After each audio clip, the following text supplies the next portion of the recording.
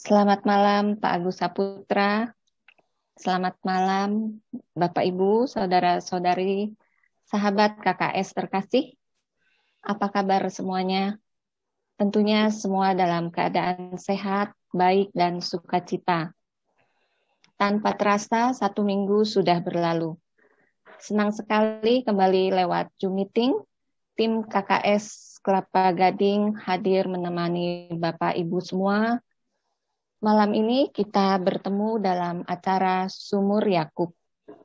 Dan pertemuan Sumur Yakub malam ini akan dibawakan oleh sahabat kita, Bapak Agus Saputra, dengan mengambil sumber bacaan dari Lukas bab 6 ayat 27 sampai 38.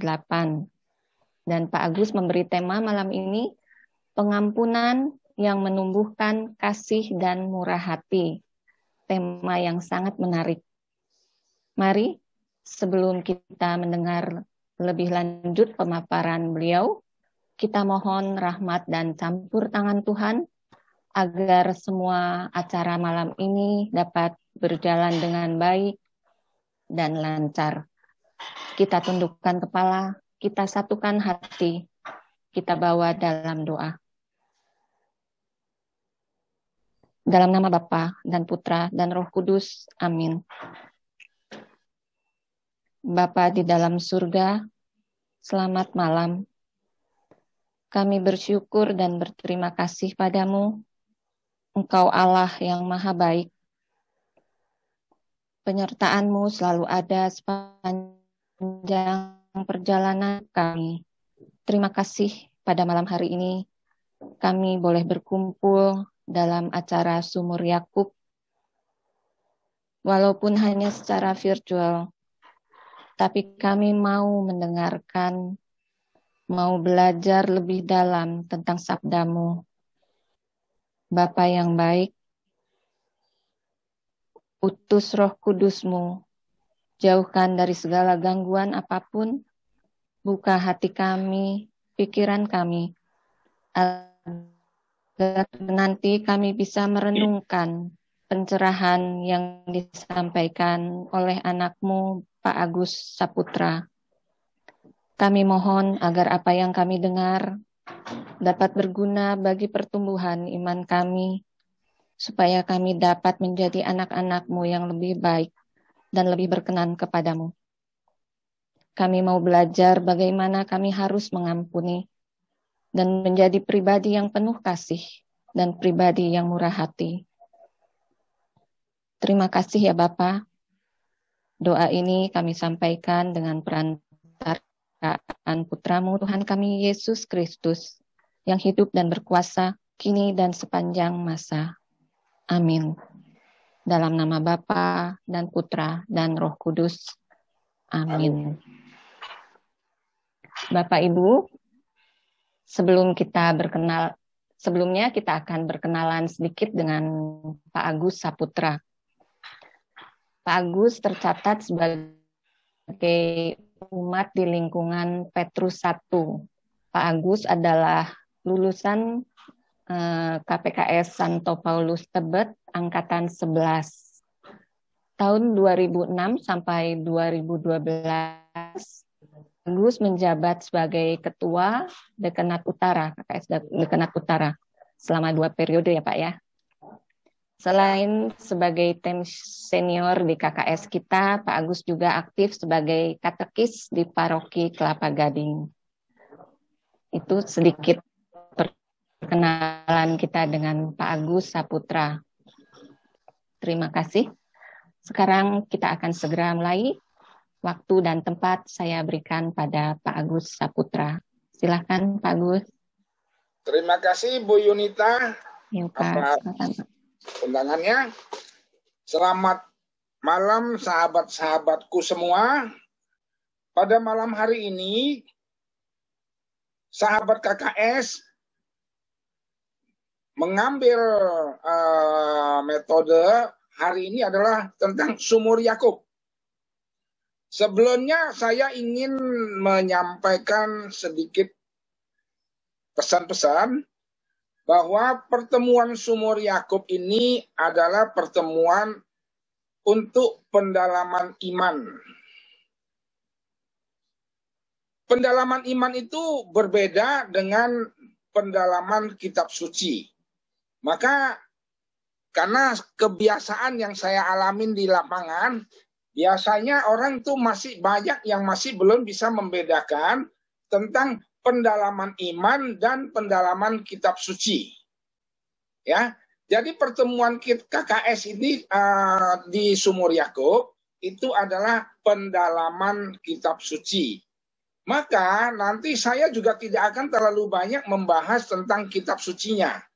Ya, jadi saya akan mengajak Bapak Ibu semua untuk belajar mendalamin iman kita melalui bacaan-bacaan kitab suci, terutama dari Injil. Ya, supaya kita tidak bias, tidak masuk ke dalam pendalaman kitab suci. Itu saja sedikit pesan-pesan saya tentang Sumur Yakub. Pada malam hari ini saya mengambil tema pengampunan yang menumbuhkan kasih dan murah hati. Kenapa? Karena bacaan Injil yang kita baca nanti yaitu dari Injil Lukas bab 6 ayat 27 sampai 38 itu tema perikomnya adalah mengasihi dengan murah hati. Maka saat ini kita akan sama-sama membaca dulu Injil Lukas bab 6 ayat 27 sampai 38. Bagi Bapak Ibu, kalau bisa ikutin membaca dalam hati masing-masing, supaya nanti kita bisa mencermatin pesan apa yang akan disampaikan oleh Injil Lukas kepada kita pada malam hari ini. Mungkin Pak San bisa bantu men-sharekan screen bacaan Injilnya dulu. Terima kasih Pak San, saya akan membacakan. Teman-teman, saya mengharapkan ikut membaca, tapi dalam hati saja ya, karena ini Zoom supaya nggak tumpang tindih. Jadi masing-masing membaca dalam hati masing-masing. Saya akan mulai membacanya ya. Tetapi kepada kamu yang mendengarkan aku berkata, kasihilah musuhmu, berbuatlah baik kepada orang yang membenci kamu. Mintalah berkat bagi orang yang mengutuk kamu, berdoalah bagi orang yang mencaci kamu. Barang siapa menampar pipimu yang satu, berikanlah juga kepadanya pipimu yang lain. Dan barang siapa yang mengambil jubahmu, biarkanlah juga ia mengambil bajumu. Berilah kepada setiap orang yang meminta kepadamu, dan janganlah meminta kembali kepada orang yang mengambil kepunyaanmu. Dan sebagaimana kamu kehendaki supaya orang perbuat kepadamu, perbuatlah juga demikian kepada mereka. Dan jikalau kamu mengasihi orang yang mengasihi kamu, apakah jasamu? Karena orang yang berdosa pun mengasihi juga orang-orang yang mengasihi mereka. Sebab jikalau kamu berbuat baik kepada orang yang berbuat baik kepadamu, apakah jasamu? Orang-orang berdosa pun berbuat demikian. Dan jikalau kamu meminjamkan sesuatu kepada orang, karena kamu berharap akan menerima sesuatu daripadanya, apakah jasamu? Orang-orang berdosa pun meminjamkan kepada orang-orang yang berdosa, supaya mereka menerima kembali sama banyak. Tetapi kamu, kasihilah musuhmu dan berbuatlah baik kepada mereka, dan pinjamkan dengan tidak mengharapkan balasan. Maka upahmu akan besar dan kamu akan menjadi anak-anak Allah yang maha tinggi. Sebab ia baik terhadap orang-orang yang tidak tahu berterima kasih dan terhadap orang-orang jahat. Hendaklah kamu murah hati, sama seperti Bapakmu adalah murah hati. Janganlah kamu menghakimi, maka kamu pun tidak akan dihakimi. Dan janganlah kamu menghukum, maka kamu pun tidak akan dihukum. Ampunilah, dan kamu akan diampuni. Berilah, dan kamu akan diberi. Suatu takaran yang baik, yang dipadatkan, yang digoncang, dan yang tumpah keluar akan dicurahkan ke dalam ribaanmu. Sebab ukuran yang kamu pakai untuk mengukur akan diukurkan kepadamu. Demikianlah Injil Tuhan. Terpujilah Kristus.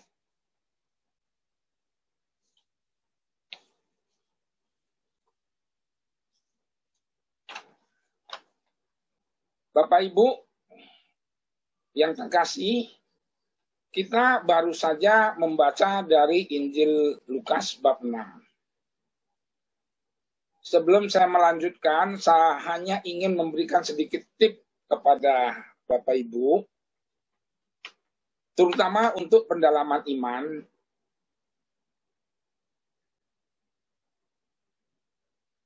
Kitab yang Injil yang selalu kita baca, supaya kita gampang untuk masuk ke dalam pendalaman iman kita masing-masing, kita perlu tahu dulu sebenarnya Injil atau kitab suci yang kita baca ini karakternya seperti apa. Ya. Karena dalam setiap Injil untuk pendalaman iman itu kita semua perlu tahu dulu ini yang kita baca ini Injilnya merupakan kisah penyembuhan, mujizat, perumpamaan, pengajaran, atau wejangan atau nasihat. Jadi kalau kita sudah bisa menemukan bahwa yang kita baca ini pesan kitab sucinya itu apa sih? Apakah yang kita baca itu berkarakter kisah, apa penyembuhan, apa mujizat, apa perumpamaan, atau pengajaran. Nah, untuk Injil Lukas bab 6 ini adalah karakternya adalah wejangan atau nasihat. Jadi kita sudah tahu untuk Injil bab 6 ini sebenarnya ini adalah nasihat atau wejangan yang Yesus berikan kepada kita masing-masing. Ya, jadi kita lebih tahu kalau kita tahu oh ini yang kita baca ini adalah wejangan atau nasihat. Jadi kita tahu bahwa pesan Injil ini adalah nasihat kepada kita masing-masing. Karena setiap Injil itu punya karakternya masing-masing. Ada yang bentuknya perumpamaan, ada yang bentuknya penyembuhan, ada yang bentuknya adalah pengajaran atau kisah ya. Nah, malam hari ini Injil Lukas ini adalah wejangan atau nasihat kepada kita. Maka nanti kita masing-masing setelah membaca kitab Injil Lukas ini, kita akan bisa menemukan, oh ternyata malam ini Injilnya adalah nasihat kepada kita semua yang membacanya. Jadi kita gampang, kita nggak kabur kemana-mana. Kita sudah tahu bahwa yang kita baca pada malam hari ini adalah nasihat atau wejangan dari Yesus. Nah, Injil malam hari ini sebenarnya itu dibagi dalam 6 bagian. Ya. Bagian pertama yaitu ayat 27 dan 28 itu adalah perintah dari Yesus tentang kasih. ayat 29 sampai 30 itu adalah perintah untuk kemurahan hati. Sedangkan ayat 31 itu mencerminkan apa yang Tuhan harapkan dari kita. Ya. Artinya tingkah laku kita, idealnya kita hidup menurut nasihat Tuhan itu seperti apa? Itu kalau menurut saya ayat emasnya adalah di ayat 31. Sedangkan ayat 32 sampai 34 itu nanti kita bisa temukan itu adalah 3 pertanyaan kepada kita. Jadi di ayat 32 sampai 34 nanti kita akan menemukan pertanyaan, ya, pertanyaan kepada kita masing-masing. Nah, sedangkan ayat 35 itu adalah perintah kasih. Ya, artinya perintah langsung kepada kita masing-masing, ya. Apa yang harus kita lakukan? Nah, itu ada di ayat 35. Sedangkan ayat penutup yaitu ayat 36 sampai 38 itu adalah perintah tentang kemurahan hati. Dengan referensinya adalah kemurahan hati Allah Bapa. Ya, jadi kalau kita sudah pahamin bahwa Injil yang kita baca hari ini sebenarnya kita bisa penggal-penggal dulu menjadi 6 bagian. Nah, masing-masing bagian itu mempunyai arti dan makna yang berbeda kepada untuk kita, ya, untuk kita semua. Karena tadi saya katakan bahwa Injil hari ini adalah bentuknya adalah wejangan atau nasihat, ya. Maka saya akan coba mengulang kembali, ya, ayat per ayatnya, ya. Ayat per ayatnya. Yang tadi saya katakan ayat 27 dan 28 itu adalah perintah kasih. Saya akan baca, ya, lagi, ya. Tetapi kepada kamu yang mendengarkan aku. Jadi jelas, ya, kepada yang mendengarkan, ya. Kalau nggak mendengarkan, ya udah nggak dapat apa-apa, ya. Jadi maka kita perlu mendengarkan dulu. Aku berkata, kasihilah musuhmu, berbuatlah baik kepada orang yang membenci kamu, dan mintalah berkat bagi orang yang mengutuk kamu. Berdoalah bagi orang yang mencaci kamu. Ini adalah perintah langsung, ya, yang Yesus katakan kepada kita masing-masing supaya kita mau mendengar, ya. Perintah ini menurut saya tidaklah gampang, ya. Ya, kenapa? Kasihilah musuhmu, berbuat baik kepada orang yang membenci kamu. Mintalah berkat bagi orang yang mengutuk kamu. Berdoalah bagi orang-orang yang mencaci kamu. Secara manusiawi, perintah Allah ini, perintah Yesus ini sangat sulit untuk kita lakukan. Secara manusiawi, ya. Sedangkan ayat 29 sampai 30 Yesus memerintahkan untuk kemurahan hati. Ya. Ayat 29.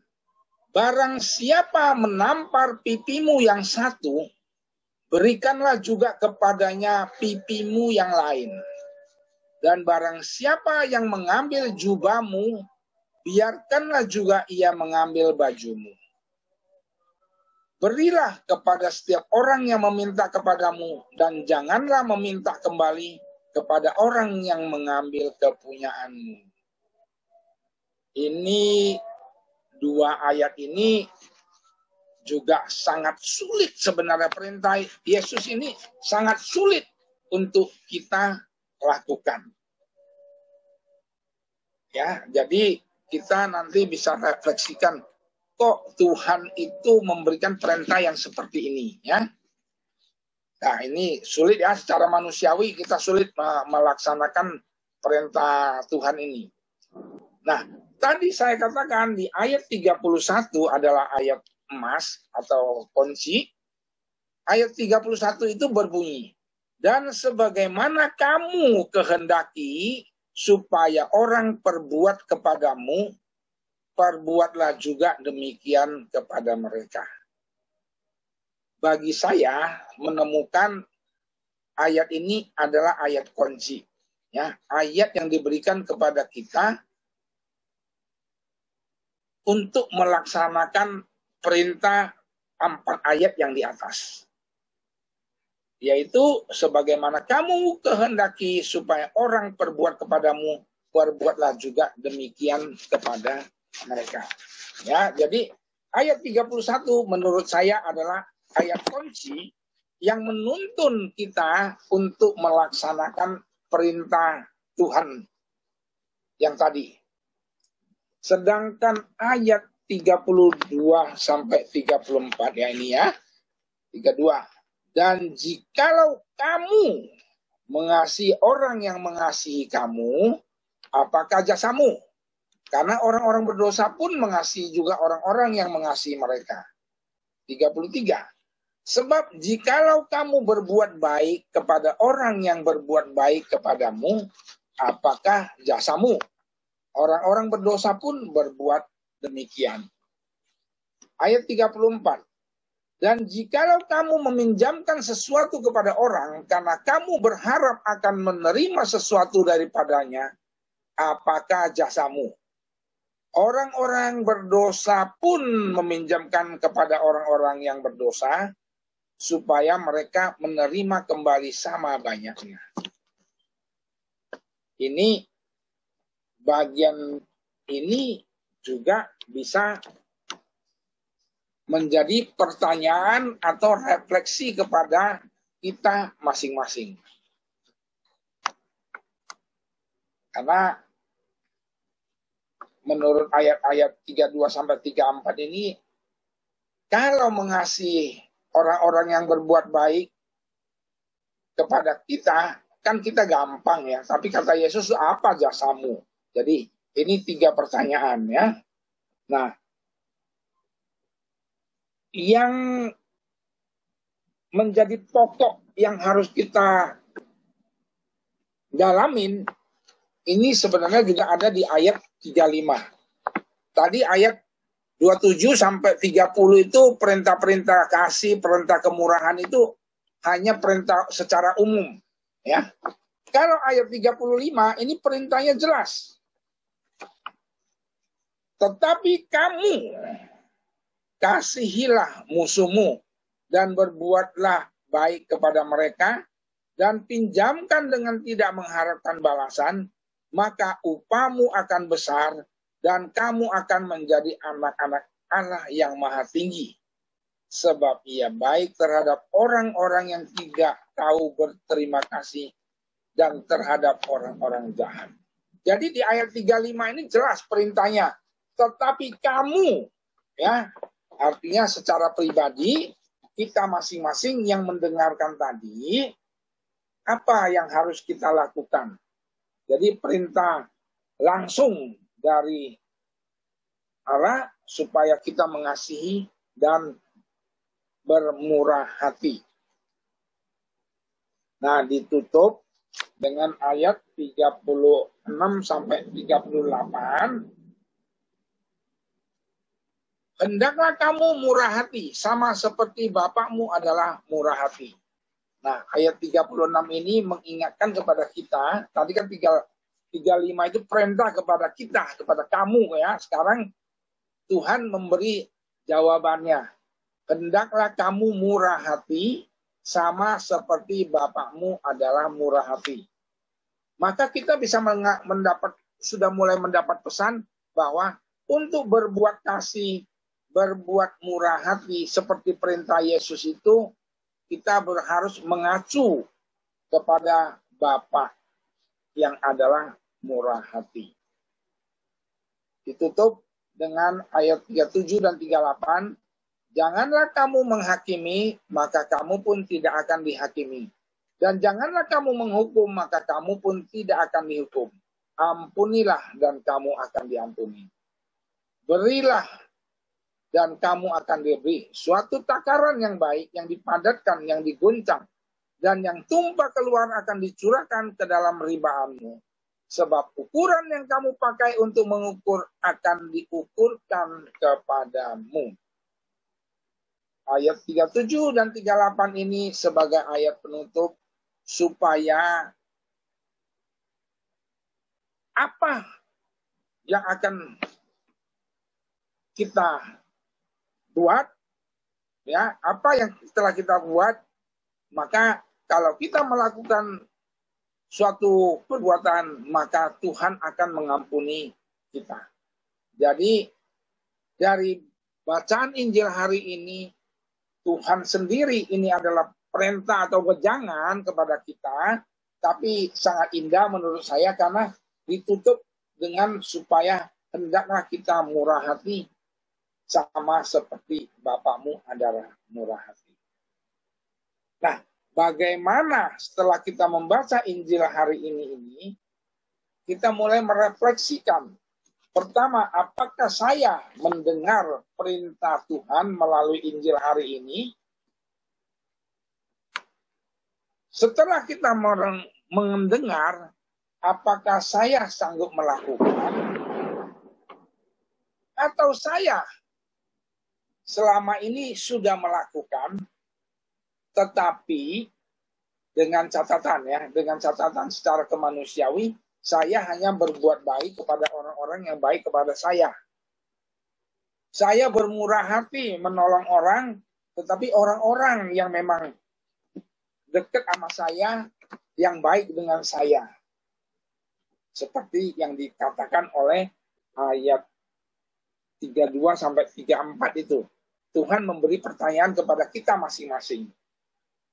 Kalau saya selama ini sudah berbuat baik, sudah murah hati, tetapi hanya kepada orang-orang yang bermurah hati kepada saya juga, atau orang-orang yang baik, atau orang-orang yang saya kenal, Tuhan nanya, apa jasamu? Karena orang-orang berdosa pun berbuat demikian. Jadi perintah yang di atas dan pesan di ayat kunci 31 ya, yaitu sebagaimana kamu kehendaki supaya orang berbuat kepadamu, perbuatlah juga demikian kepada mereka. Jadi itu ayat yang menurut saya sangat bagus ya buat kita refleksikan. Terus sekarang ayat 35 tadi kan saya udah bilang, udah perintahnya langsung kepada kamu ya, supaya kepada kita masing-masing, supaya mengasihi musuh, berbuat baik. Itu kita sudah baca dan kita sudah tahu. Nah, sekarang pertanyaannya kepada kita masing-masing, setelah membaca Injil ini, kita bisa merefleksi masing-masing ya. Masing-masing selama ini dalam kehidupan saya, kita masing-masing sampai hari ini, apakah saya sudah melaksanakan perintah Tuhan ini?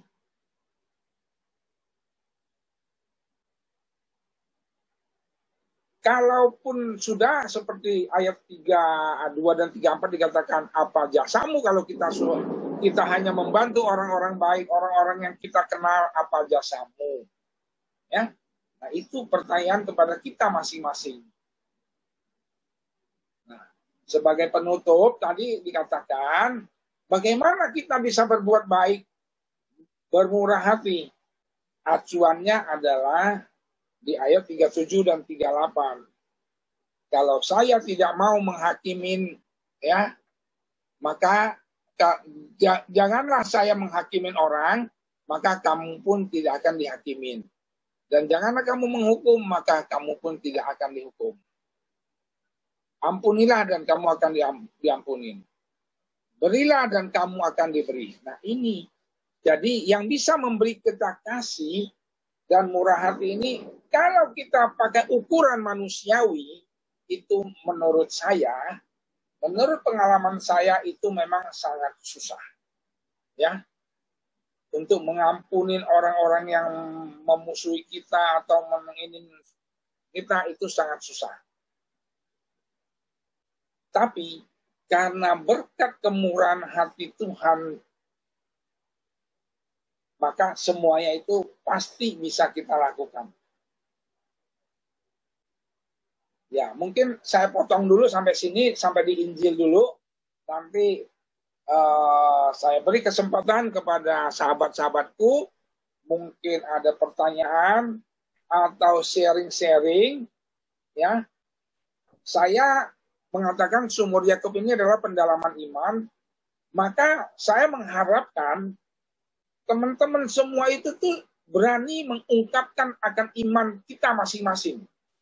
Ya, apa yang saya alami, apa yang sudah saya lakukan, mungkin itu bisa di-sharingkan kepada teman-teman semua. Dan saya ingatkan ya, bahwa pendalaman iman itu sharing adalah tentang sharingnya iman kita masing-masing.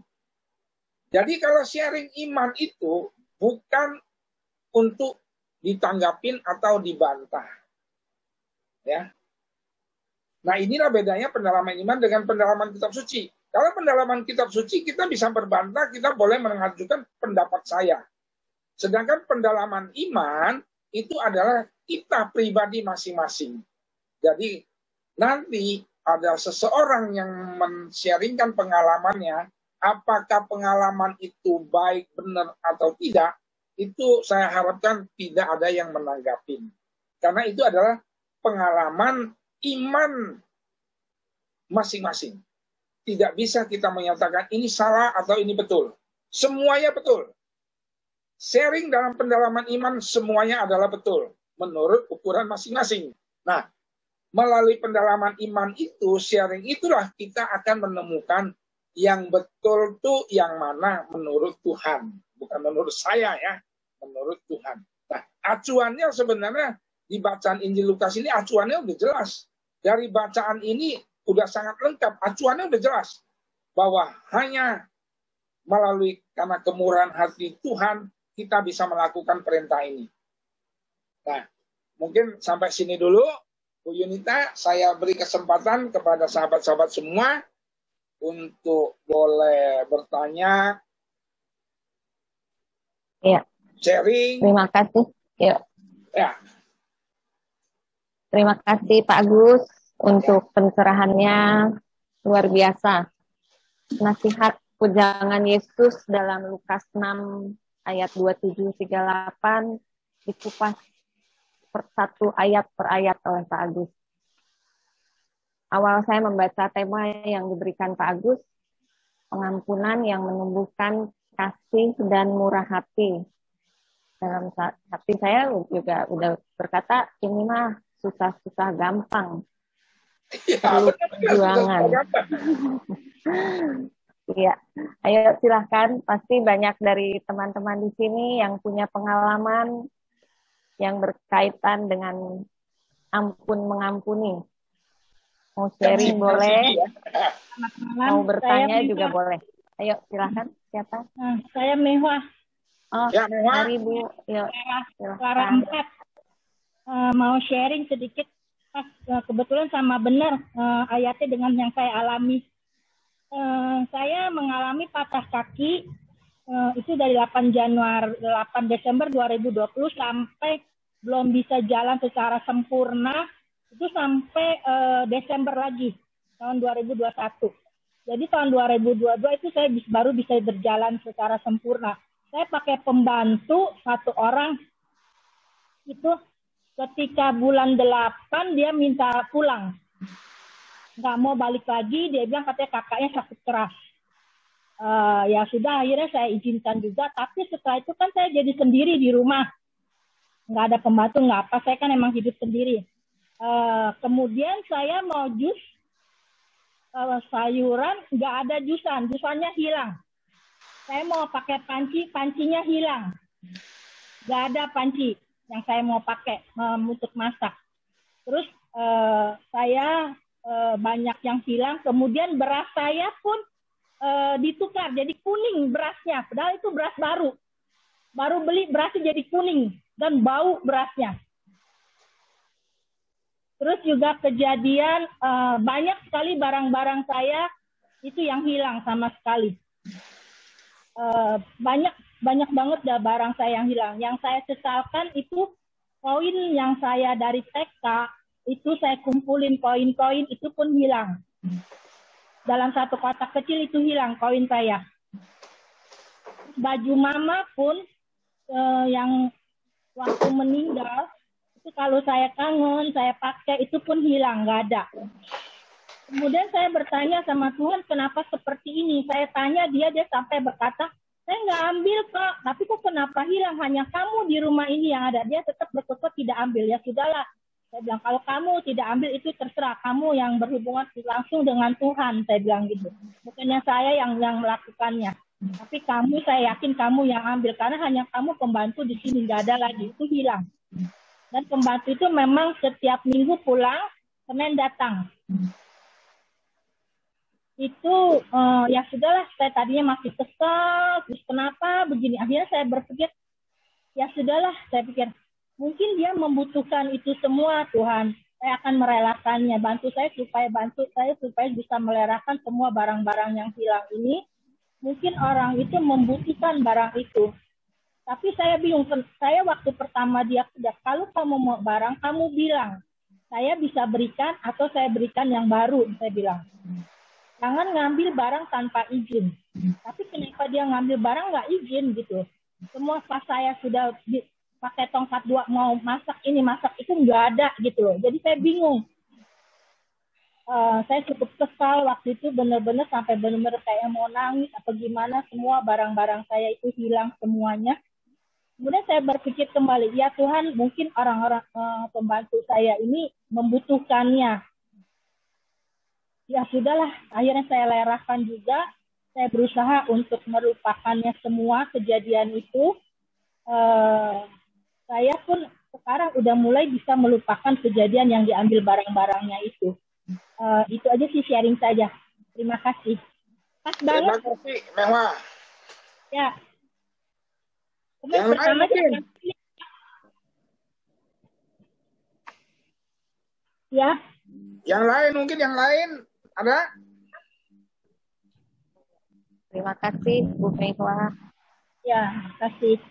Pembantunya pinter sulap itu Bu. Jadi barangnya bisa pada hilang. Iya. Mari silakan. Terima kasih. Ada lagi Pak Agus. Iya. Ya.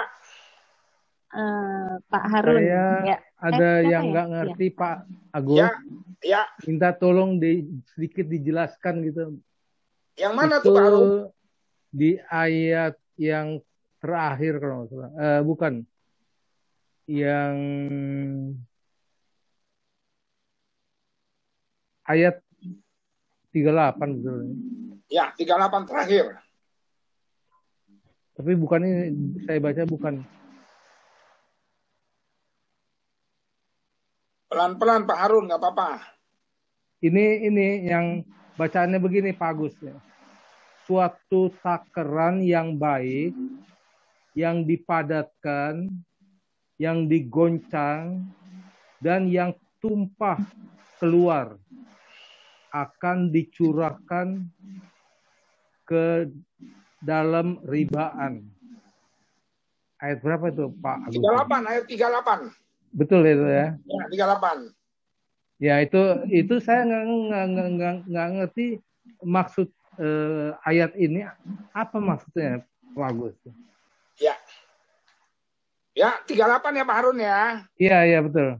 Nah, di sini sebagai ayat penutup sebenarnya, ya ayat ini adalah ayat penutup untuk kita supaya kita mau berbuat baik, ya, supaya kita mau murah hati. Kenapa? Kalau kita bermurah hati, maka di sini tulisannya adalah seperti ini. Secara harafiahnya begini. Berilah dan kamu akan diberi. Suatu takaran yang baik, yang dipadatkan, yang diguncang dan yang tumpah keluar akan dicurahkan ke dalam ribaanmu. Jadi sebenarnya ini adalah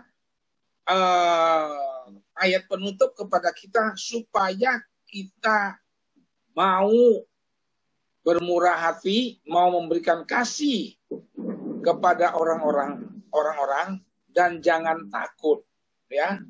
Itu Tuhan akan membalasnya kepada kita sebagai ukuran apa yang kamu pakai untuk mengukur akan diukurkan kepada kamu. Jadi artinya sebenarnya ayat 38 ini jangan dibaca secara harafiah, nanti bingung Pak Harun ya. Tapi ini perintah, tadi kan di atas perintah. Ayat-ayat awal itu 27-28 itu adalah perintah. Nah, ditutup dengan ayat 38 ini supaya kita mau berani untuk bermurah hati, berani mengasihi. Bahwa apa yang kita kasih, apa yang kita lakukan itu akan dipadatkan. Ya, ukuran yang kita lakukan malah akan dipadatkan, diguncang. Ya, itu tulisannya kita bukan pendalaman kitab suci, jadi jangan dibahas tentang kitab suci ya sebenarnya. Nah, inilah kadang-kadang dalam pendalaman iman itu kita banyak terjebak kepada pembahasan kitab suci. Jadi tulisan-tulisannya yang kita pengen tahu ya. Yang Pak Harun tanyakan sebenarnya itu tulisannya yang kita kagak ngerti kan ya Pak Harun ya. Iya, maknanya apa gitu. Nah, jadi sebenarnya yang harus kita cari adalah maknanya. Jadi jangan dibaca tulisannya. Tulisannya itu mengantar kita masuk kepada makna bahwa ayat 38 ini menutupin seluruh rangkaian dari ayat 27, menutupin perintah Tuhan supaya kita mau memberikan kasih, bermurah hati, berbuat baik, mau berdoa. Bahwa semuanya itu akan dibalas oleh Tuhan, bahkan kita akan dipadatkan, akan diberikan apa yang kita lakukan akan ditambahkan. Ya, kira-kira seperti itu Pak Harun. Jadi ingatkan kepada kita bahwa jangan takut berbuat kasih, jangan takut berbuat baik. Apa yang kita lakukan nanti Tuhan akan memadatkan semua apa yang telah kita lakukan. Ya, jadi sebagai ukuran dari apa yang kita lakukan itu pasti akan kembali kepada kita. Jadi maknanya harus kita mengacu kepada tulisan di atasnya, jangan dibahas atau dipahamin ayat per ayat, apalagi kata per kata. Nah, kalau kita membahas ayat per ayat, kata per kata, kita makanya dalam pendalaman iman itu orang kan sering digiring kepada pendalaman kitab suci, maka sering terjadi perdebatan. Sebenarnya pendalaman iman kita tuh harus mencari pesannya, pesan dari ayat, pesan dari tulisan itu apa artinya. Jadi pertanyaan Pak Harun udah benar, bahwa maknanya apa sih? Ya maknanya adalah menutup kita supaya berani berbuat kasih, berani berbuat baik, berani murah hati, karena nanti apa yang kita lakukan itu nanti akan pada akhirnya akan dipadatkan dan akan kembali kepada kita masing-masing. Sebagai ayat penutup ini dari ayat sebelumnya. Jadi konteksnya harus kembali kepada ayat sebelumnya. Kalau kita memaknai kitab suci ayat per ayat, nah itu makanya suka kabur kemana-mana. Maknanya bisa berbeda. Ya begitu ya Pak Harun, ya udah paham ya? Ya, terima kasih Pak Agus telah membuka pikiran saya. Terima kasih. Yuk, makasih. Yang lain mungkin ada? Pak Agus. Ya. Bu Eti. Saya sangat gimana? Ya, senang jumpa lagi Pak Agus. Iya. Saya ingat Pak Agus tuh sangat aktif banget. Waduh, zaman sebelum COVID itu sampai setiap bulan itu bisa 17 kali, 18 kali PI ke seluruh lingkungan di paroki. Ya kali saya dulu Pak. Ya, suka ngitung Pak Agus 17 kali, 16 kali. Bukan main, Pak. Pak, sore ini saya sangat terkesan juga dan tersentuh dengan ayat 31 itu loh, Pak. Ya, bahwa 31 itu ayat kunci itu sebenarnya. ayat emas saya itu memang itu juga Pak Agus.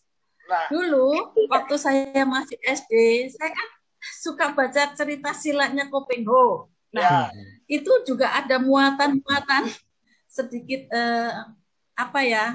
seperti itu nasihat-nasihat bijak menurut saya. Jadi kalau kamu tidak mau diperbuat oleh orang lain, maka kamu jangan berbuat juga kepada orang lain hal-hal yang kamu betul. tidak suka, kamu yang misalnya kamu dijahatin orang, ya kamu jangan sampai kamu berbuat jahat gitu loh intinya Pak. Jadi dengan ayat 31 ini ketika kita sudah makin dewasa, itu sangat meneguhkan iman ya Pak Agus, bahwa kalau dulu saya itu misalnya mau nyumbang baju ke panti asuhan aja, aduh baju yang sudah nggak saya pakai ini saya kasih. Tapi kan terus saya bilang, loh kalau saya sendiri menerima barang bekas itu apa ya, enak gitu ya. Jadi ya kepengennya sih kalau bisa saya dapat yang bagus-bagus juga. Jadi saya juga harus memberi orang yang bagus-bagus juga gitu Pak Agus. Nah itu kembali juga ke ayatnya yang Pak Harun tadi tanya, itu sangat melengkapi ya Pak ya. Betul. Ya. Kok silang suaranya Bu Eti? Kemute ya? Iya, sinyalnya kayaknya jelek. Enggak Pak Agus. Sinyalnya ini jelek kayaknya ini. Banyak yang up down. Hujan.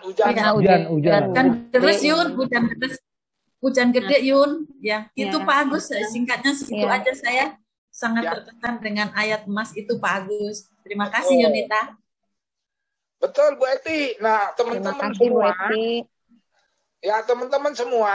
Nah tadi seperti sebelumnya saya katakan bahwa ayat 31 itu adalah ayat emas. Jadi kalau kita mau melaksanakan perintah Tuhan yang di atas ya, itu kita harus bisa cukup dengan ayat 31.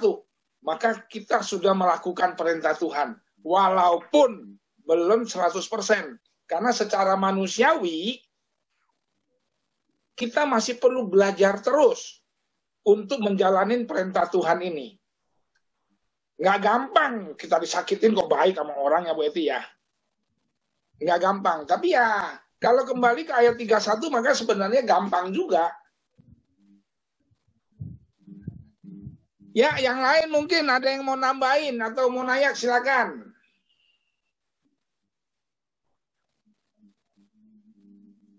Mari Bapak Ibu ya. Mau sharing juga boleh.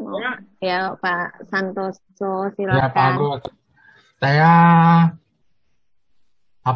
setuju juga ayat kuncinya atau ayat emasnya itu di ayat 31. Ya. Tadi Bu Eti sudah sharingkan. Cuma masalahnya kadang-kadang bisa menjadi pertanyaan untuk kita juga ya. Kalau saya tidak tidak mau orang berbuat sesuatu terhadap saya, maka saya jangan juga berbuat demikian kepada orang lain. Ya. Tapi kadang-kadang di dalam kehidupan kita sehari-hari, dan itu terjadi juga. Loh, saya nggak berbuat apa-apa kok orang berbuat jahat kepada saya ya. Kok bisa begitu? Padahal kan saya juga nggak berbuat jahat dalam pikiran dia gitu, dalam pendapat dia gitu kan. Nah bagaimana kalau dalam kondisi seperti itu, apa yang mesti kita sikapi gitu? Nah saya lihatnya di sini mungkin selain kita berpegang pada ayat 31, kita harus melihat juga ayat-ayat di sebelumnya gitu Pak Agus ya. Bukankah di situ dikatakan kita mungkin saja ada orang yang mengutuk kita, ada orang yang menfitnah kita gitu kan. Ya. Tapi sekali lagi perintahnya itu kan, ya. Berdoalah kepada orang yang mengutuk kamu gitu kan. Ya itu. Ya. Ya. Jadi apa yang menjadi pertanyaan Pak San sebenarnya itu di perintah yang di atas itu Ya, perintah secara umum ya. Saya katakan perintah secara umum karena kalau ayat 27 sampai ayat 30 itu sebenarnya perintah umum. Ya, artinya di sini mintalah berkat bagi orang yang mengutuk kamu, berdoalah bagi orang yang mencaci kamu. Jadi artinya perintah Tuhan itu untuk memberi kasih itu sudah diterangkan di ayat 28 itu, udah tahu ya, Yesus sudah tahu. Kalau kamu berbuat baik belum tentu baik, bagi orang lain akan berbuat jahat kepada kamu. Maka di ayat 28 dikatakan, mintalah berkat bagi orang yang mengutuk kamu, berdoalah bagi orang yang mencaci kamu. Jadi sebenarnya perintah Yesus di ayat 27 langsung di ayat 28 dikatakan mintalah berkat bagi orang yang mengutuk kamu, berdoalah bagi orang yang mencaci kamu. Padahal baru satu ayat loh, ayat 27. Ya, ayat 27 ini dibuka. Tetapi kepada kamu yang mendengarkan aku, ini harus diingat juga. Yesus katakan yang mendengarkan, karena Yesus ngomong kan belum tentu kita dengar. Banyak orang yang tidak dengar. Maka di sini dikatakan, tetapi kepada kamu yang mendengarkan aku berkata, kasihilah musuhmu, berbuatlah baik kepada orang yang membenci kamu. Langsung di ayat 28, mintalah berkat bagi orang yang mengutuk kamu. Berdoalah bagi orang yang mencaci kamu. Ini perintah tapi langsung kasih perintah yang kita bingung sendiri ya kan. Tapi sebenarnya itulah perintah langsung. Kalau kita mau berbuat baik, berbuat kasih, bahwa kita akan mengalami, pasti akan mengalami hal-hal yang seperti kata Pak San. Loh, aku nggak berbuat jahat kepada orang, kenapa orang berbuat jahat kepada saya? Nah, ini adalah ujian iman. Perintah Tuhan di ayat 28 itu bisa nggak kita lakukan? Ya kalau nggak ada yang jahat sama kita, kan kita nggak berdoa buat dia ya Pak San.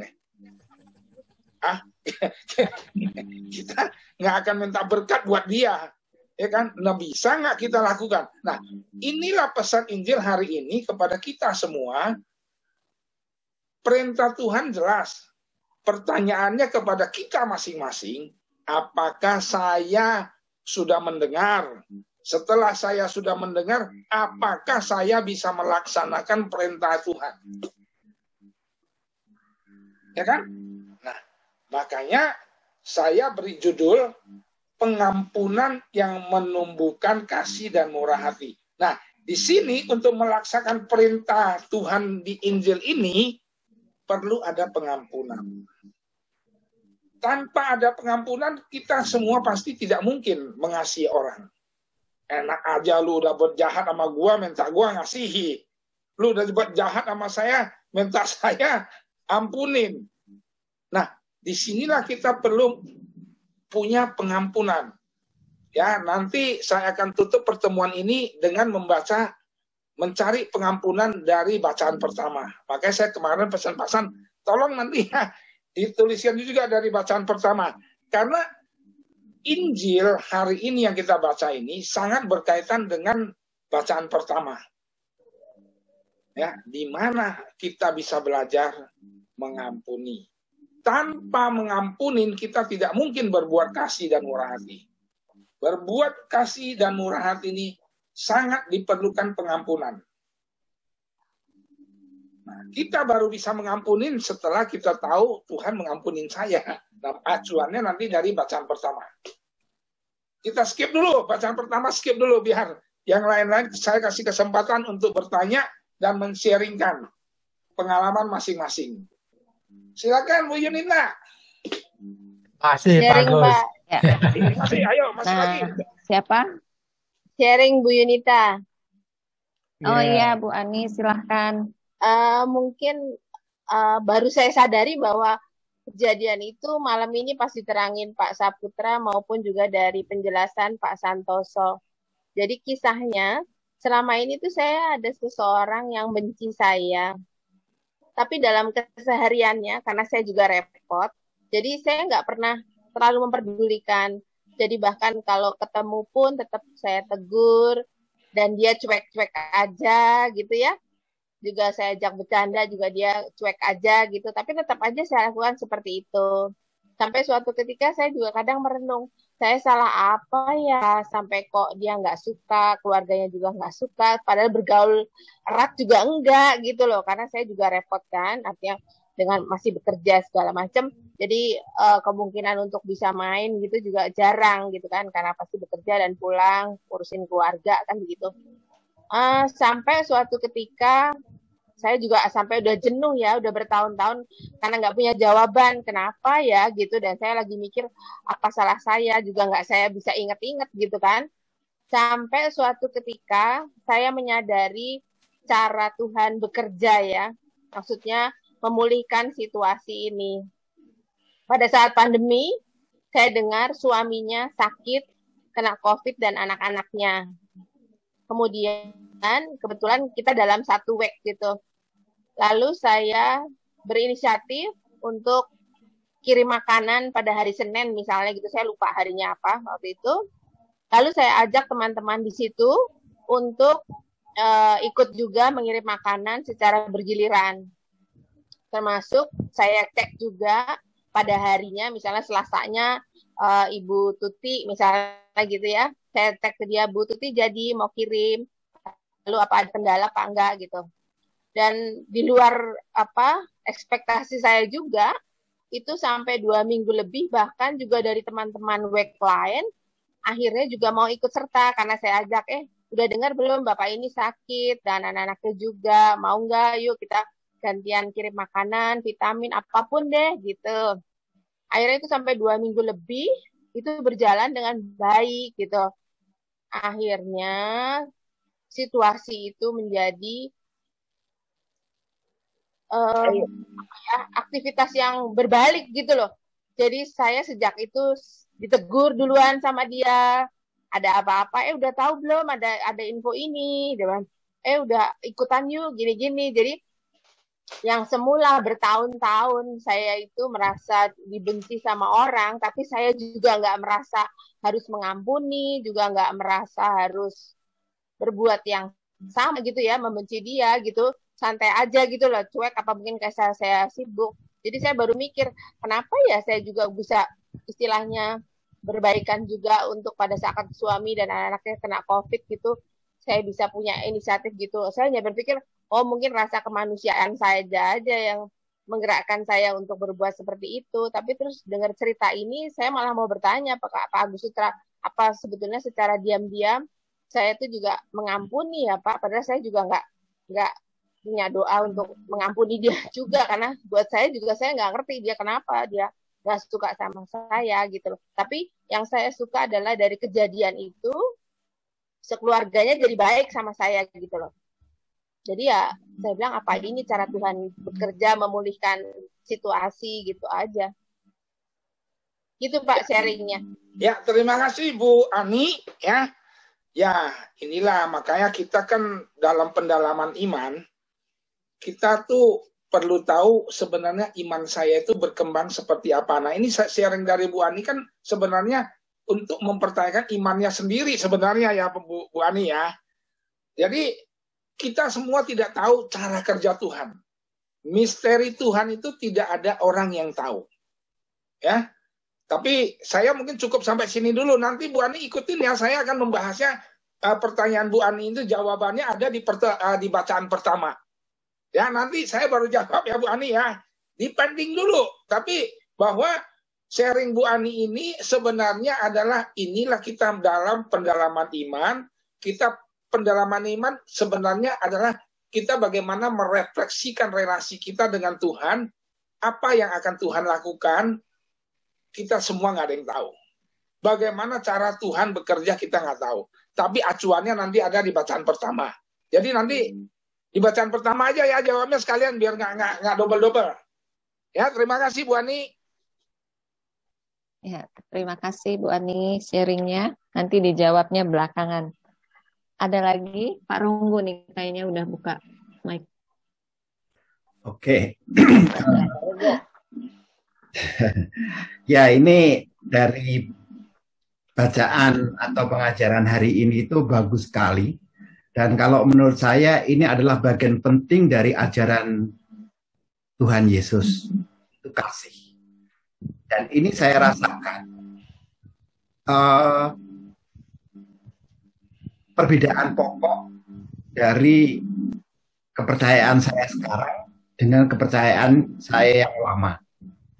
Kalau di tempat yang lama itu kita diajarkan mata ganti mata, gigi ganti gigi. Tapi kalau di sini kita diajarkan kasih. Bahkan dalam doa yang diajarkan oleh Tuhan sendiri, kita tidak akan diampuni kalau kita belum mengampuni kesalahan orang lain terhadap kita. Itu juga kasih. Nah, ini jangan malam ini kita betul-betul diajarkan dan diingatkan bahwa kasih itu adalah inti dari ajaran Katolik, inti ajaran dari Kristus. Dan kalau kita itu bisa memberikan kasih kepada orang lain, maka kita akan mendapatkan kasih dari Tuhan. Itu yang dibilang bahwa ukuran yang akan dipakai oleh kita, ukuran yang kita pakai akan dipakaikan untuk kita juga. Jadi memang ini ajaran malam ini kalau menurut saya sangat penting dan itu sangat bagus sekali. Bahkan kalau di Jawa itu juga ada ajaran kalau nggak mau dicubit ya jangan nyubit. Mungkin sharing saya sebentar itu dulu. Terima kasih. Iya. Terima kasih Pak Ronggo. Terima kasih Pak Ronggo. Mungkin saya tambahin sedikit aja Pak Ronggo ya. Monggo. Bahwa Injil yang kita baca, Injil ya, keseluruhan Injil, sebenarnya itu adalah penggenapan dan pembaharuan dari perjanjian lama. Kalau perjanjian lama itu kan gigi ganti gigi, mata ganti gigi mata. Dalam Injil itu kan sebenarnya adalah ajarannya Tuhan Yesus sendiri. Maka di sini malam hari ini Tuhan Yesus mengingatkan perintah kepada kita supaya kita tuh harus mengampuni dulu, bukan seperti kalau kalau kita diampunin dulu baru ini seperti kata Pak Ronggo. Tapi sebenarnya Yesus kan ngajarin kebalikan. Orang berbuat jahat tetap kita harus ampuni. Ya, penggenapan dari perjanjian lama sebenarnya kalau Injil ya, pada umumnya Injil itu adalah ajaran Yesus semua. Hampir seluruh Injil itu adalah penggenapan atau ajaran Yesus. Cuma versinya mungkin Matius, Markus, Lukas, dan Yohanes berbeda. Sudut pandangnya saja. Ya gitu Pak Ronggo, mungkin yang lain lagi. Maksud saya begini Pak Agus, saya tidak membandingkan dengan perjanjian lama, tetapi saya lebih membandingkan dengan agama saya yang lama, bahwa di situ itu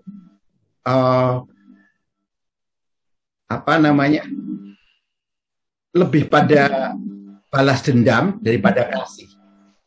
Jadi saya menekankan inilah salah satu perbedaan agama yang sekarang yang saya anut dengan yang lama.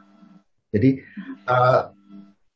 bukan membandingkan dengan Taurat dan perjanjian lama, itu bukan. Dan untuk yang Bapak kami itu kan juga mengajarkan bahwa ampunilah dosa kami seperti kami pun mengampuni yang bersalah kepada kami. Jadi memang di situ juga udah diajarkan bahwa kita itu harus memberikan kasih dan pengampunan. Itu maksud saya Pak. Ya benar. Tapi mungkin kalau Pak Ronggo ya, khusus untuk malam hari ini ya, kalau Pak Ronggo membaca ayat 37, di situ udah jelas mengajar juga Yesus kepada kita. Janganlah kamu menghakimi, maka kamu pun tidak akan dihakimin. Dan janganlah kamu menghukum, maka kamu pun tidak akan dihukum. Ampunilah dan kamu akan diampunin. Nah, ayat 37 itu sangat-sangat menutup daripada seluruh rangkaian perintah Yesus. Ya. Nah, bagaimana supaya perintah yang di atas, kasih, murah hati itu itu jangan sampai kita terjebak kepada ditutup dengan ayat 37 ini. Ya. Jadi ya udahlah, kita tidak membahas ya Pak Ronggo ya. Tapi nanti Pak Ronggo nanti disenggang, coba Pak Ronggo merefleksikan kembali apa yang Pak Ronggo katakan dengan ayat 37 ya. Jadi saya tidak menghakimi atau tidak menyalahkan Pak Ronggo atau membenarkan. Tapi acuannya saya akan mengajak seperti perintah Yesus itu ada ya di 37, ayat 37. Ya nanti Pak Ronggo baca sendiri ya. Pak Ronggo kan udah sharing. Tapi jawabannya ada di ayat 37 Pak Ronggo. Siap Pak Agus. Ya, terima kasih Pak Ronggo. Yang lain mungkin ada lagi? Terima kasih Pak Ronggo. Ada lagi Bapak Ibu?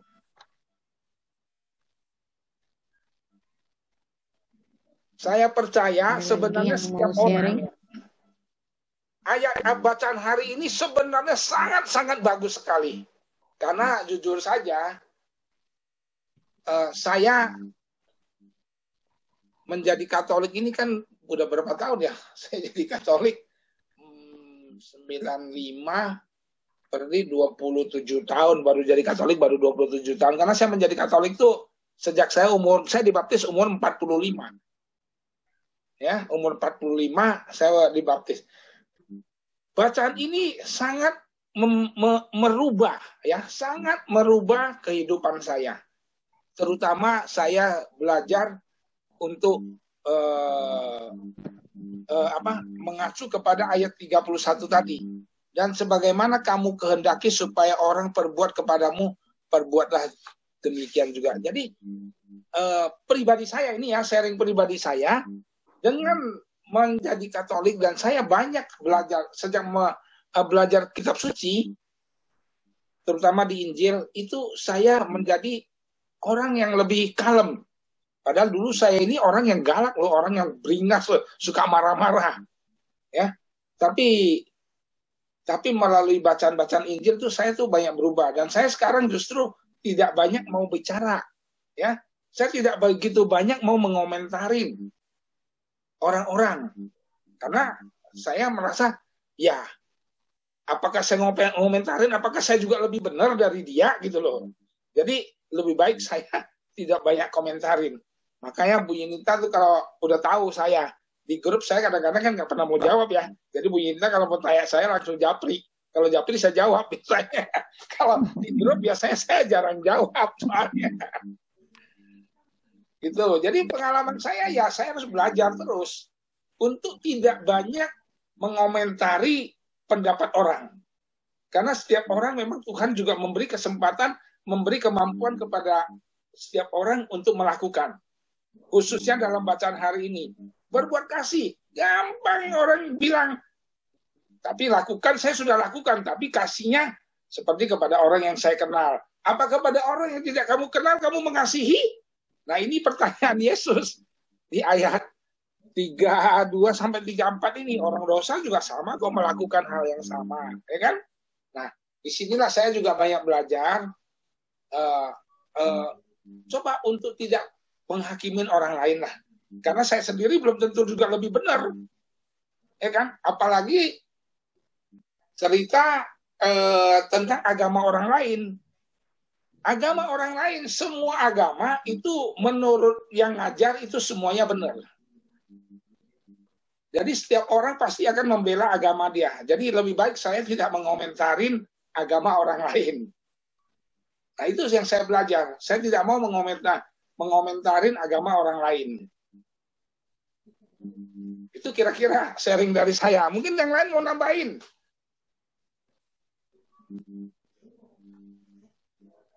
Ada lagi teman-teman, pasti banyak ceritanya nih. Siapa ya barusan? Kalau nggak Bu Yunita yang lagi ulang tahun perkawinan, ulang tahun perkawinan ya. Nah, sharing dong pengalamannya gimana selama perjalanan hidup yang sampai hari ini. tentang kasih ya, nggak usah melebar kemana-mana. Tentang pesan Injilnya ya, jangan Yesus ini bisa dijalanin apa belum nih? Dari awal saya udah bilang Pak, gampang-gampang susah. Susah Pak, itu perjuangan. Kadang kan kalau ngomong aja mah, udah gue udah maafin. Tapi dalam hati kan bisa belum tulus juga. Mulutnya sudah mengampuni, hatinya belum ya. Tapi nggak apa-apa Bu Yuna, ini memang sulit, bukannya gampang-gampang sulit ya.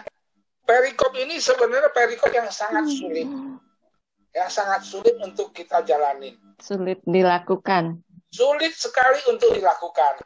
Makanya kita perlu, makanya kenapa orang perikopnya, kenapa saya kasih tema ada pengampunan, dari mana nongolnya pengampunan ya Bu Yunita ya?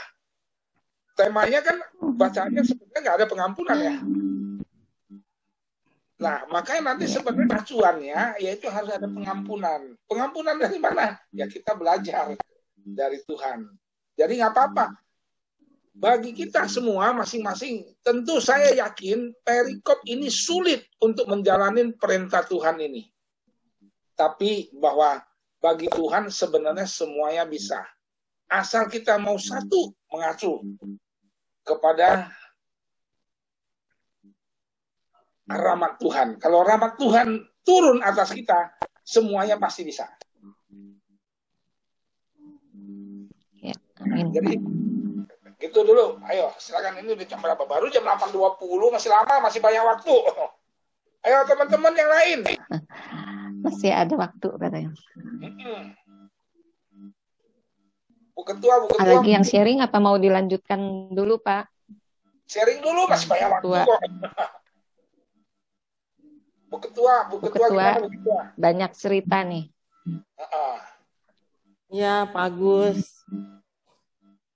Saya sih rasa ya, kita mesti ada relasi yang bagus dengan Tuhan, baru firman itu hidup kalau kita ada kasih. Kalau kita ada kasih, baru ada rema. Setelah itu, kita lebih mudah mengampuni seseorang. Omong kosong, kalau kita tidak bergantung sama Tuhan, kita bisa mengampuni. Seperti tadi kan, kita mengampuni, tapi di hati kita, awas loh ya, katanya suatu hari. Ya, gitu kan, kita suka begitu kan. Tapi kalau kita punya kasih, kita benar-benar tulus, kita bisa mengampuni. Saya juga merasa ya kita diproses terus. Saya jujur ya, tadi Pak Agus bilang kan mau membahas bacaan pertama. Justru Raja Daud itu sering saya membayangkan dia luar biasa gitu. Dia itu akhirannya, kalau kita lihat akhir perjalanannya, dia diangkat karena dia mau mengampuni, ya kan? Saya sering membayangkan jalan hidupnya dia sebenarnya luar biasa. Dan saya mengalami juga seperti Daud itu. Suatu hari saya ada sahabat saya, dia selalu merasa kok dia jadi di bawah bayang-bayang saya gitu.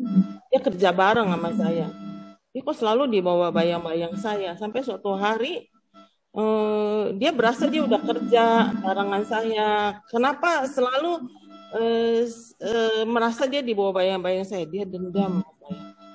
Sampai suatu hari lost contact sekian tahun, saya juga nggak tahu kenapa dia marah sama saya gitu ya. Sampai suatu hari saya dengar cancer level dan parah gitu. Tapi saya pikir waktu saat itu nih, saya masih pikir ya sebagai manusia, bahkan dia tanpa sebab marah sama saya. Lihat kan, dia akhirnya sakit kan. Sebenarnya nggak boleh loh itu, dia pergi seperti itu. Tapi jujur, yang merubah saya siapa? Suami saya loh. Dia diam-diam, dia beli pensehong, dia kirim. Dia suruh karyawannya dia kirim ke orang itu. Itu kan teman saya dari kecil. Dia kirim, dia kasih. Pensohang tahu kan, obat-obat Chinese ya, untuk lever kan. Dia kirim, kasih dia makan, dia WhatsApp saya, terima kasih. Saya kaget ya, kenapa ya dia bisa nyari saya? Ternyata tanpa saya tahu suami saya kirimin obat loh ke dia. Di situ saya belajar tentang kasih. Dan yang saya belajar apa nih ya? Ya, suami saya itu ya imannya biasa-biasa loh. Saat itu ya. Dan ke gereja pun ya seminggu sekali lah. Saya yang tiap hari ke gereja, saya masih punya pikiran loh. Waktu dia dengar dia sakit, dia nggak kontak dia, saya cuma pikir, nah kan dia tuh marah sama saya tanpa sebab kan gitu. Itulah, jadi saya belajar di situ ya. Makanya di sini kita mesti rendah hati. Tuhan tuh bisa bicara kepada siapa saja. Jangan kita merasa kita hebat loh. Jangan kita merasa kita tuh udah dekat sama Tuhan. Iman kita tuh udah tinggi, dia mah enggak. Dia bicara melalui suami. Saya sampai tanya dia. Suami saya kan cuek orangnya. Tanya dia, kok kamu bisa kepo gitu ya? Tahu kan kepo ya? Kepo gitu bisa ngirimin obat. Dia bilang, dia kan nggak tahu masalahnya. Dia tuh marah sama saya, dia nggak tahu. Karena katanya dia sakit parah. Saya tahu Pensohang itu bagus. Jadi saya suruh karyawannya dia yang kebetulan teman kita juga, dia kirimin. Jadi saya bicara dua hal. Saya belajar dua hal di sini. Kita jangan merasa sombong. Kita tuh udah lebih dekat Tuhan. Bisa pakai siapa saja untuk bicara kepada kita. Seperti Raja Saul, dia merasa dia udah hebat dan dia merasa dia kalah sama Daud. Kan orang semua memuja dia, marah. Padahal kalau kita seseorang lebih hebat dari kita, itu Tuhan yang memilih dia menurut saya. Dan kedua, kalau dia lebih hebat dari kita, beban dia pun lebih hebat, lebih tinggi dari kita gitu. Itu yang saya pelajari bagus. Jadi kita mesti rendah hati. Kalau orang lebih hebat dari kita, jangan iri. Tuhan telah memilih dia dan Tuhan pun kasih dia beban yang lebih berat dari kita. Itu yang saya pelajari dari Raja Saul dan Daud. Ya kan? Dia dipilih Tuhan loh, Raja Daud loh. Tapi beban dia lihat kan luar biasa. Kita tidak perlu. Nah itu pertama. Kedua, kita nggak boleh sombong. Tuhan bicara melalui orang-orang sekitar kita yang kita rasa, aduh, lu kan nggak ngerti apa-apa. Relasi lu sama Tuhan kalah deh sama gue kan tiap hari misa pagi gitu. Itu loh, bagus. Terima kasih. Terima kasih Bu Rosita sharingnya. Masih ada lagi nggak yang mau sharing? Paulus mau sharing. Pak Bambang nih, Pak Bambang udah lama nggak dengar suara Pak Bambang. Banyak pengalaman. Iya. Ya, ini Bambang. Lukas bab 6 ayat 27-38 ini. Judulnya kan kasihilah musuhmu gitu ya. Saya refleksi buat saya gitu. Saya mengaku murid Tuhan gitu. Tapi kalau baca perikop ini saya belum lulus, jauh dari lulus. Saya gagal jadi muridnya Yesus gitu. Karena perikop ini benar-benar akan sulit saya jalankan gitu. Dari ayat 27, 28 sampai 30, kalau saya perhatiin itu refleksinya, itu kan ada yang non material. 27, 28 itu harga diri kita itu yang diusik oleh orang lain. 29, 30 itu material, ya jubah dan lain sebagainya. Itu dua hal yang sehari-hari kita alamin gitu. Jadi material maupun non material, harga diri kita diusik orang, bagaimana kita meresponsnya. Jadi Lukas ini mau mengajarkan kita, mau memberi pesan pada saya gitu bahwa kita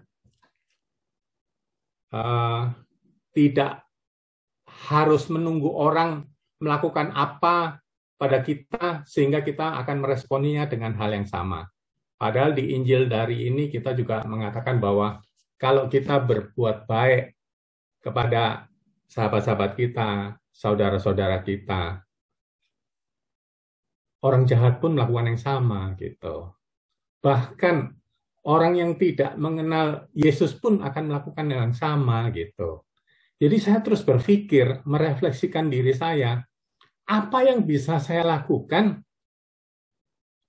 dan orang jahat atau penjahat itu tidak bisa lakukan. Gitu. Saya merenung-renung, sulit sekali loh.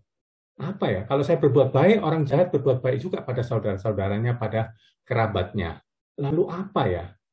Terus tiba-tiba saya terbersit gitu.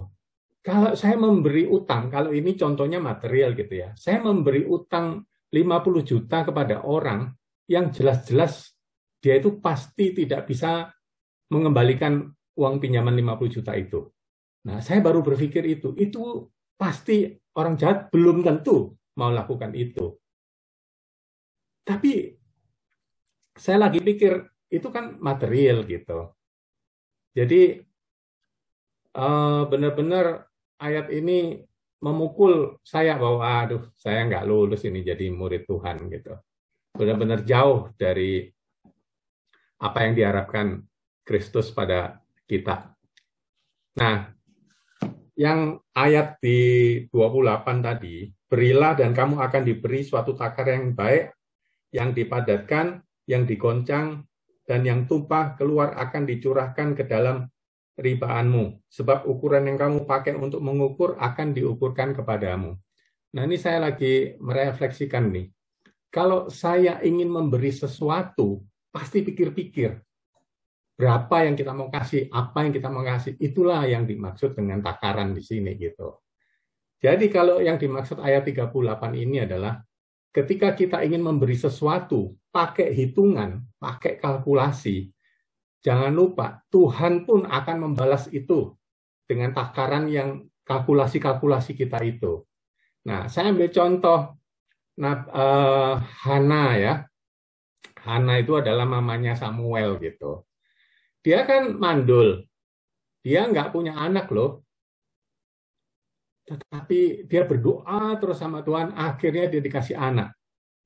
Kandungannya dibuka, dia punya anak namanya Samuel. Anak satu-satunya. Dia kasih loh sama Allah. Dia kan dikasih ke Nabi ya. Jadi supaya dididik jadi anak inilah, Nabi lah begitu.